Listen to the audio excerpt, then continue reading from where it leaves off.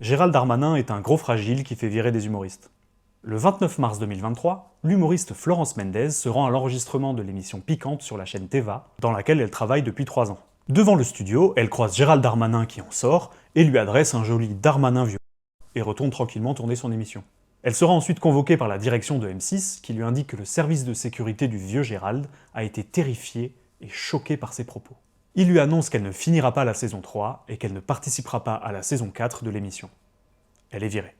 Alors, plusieurs trucs. Tout d'abord sur son renvoi. La raison donnée est que le règlement intérieur interdit toute insulte envers les autres salariés et les invités. Mais Florence Mendes a passé son temps à traiter Darmanin de violeur dans les 3 dernières années d'antenne, et partout ailleurs où elle est allée, sans que la direction de M6 s'en émeuve.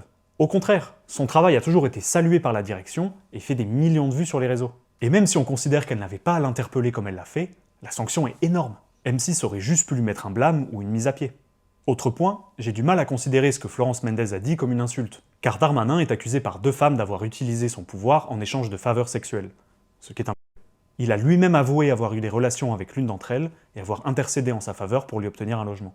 Mais quand on est ministre, pas besoin de confronter la réalité de ses actes. On peut aller voir la maîtresse, dire qu'on a été terrifié par une méchante féministe, et pouf, elle est virée. Je comprends mieux pourquoi il ne veut pas démissionner alors qu'il admet la responsabilité de son ministère dans l'affaire Liana. Merci, et suivez-moi pour plus de contenu sur le rire et l'humour. Marrant, mais pourquoi?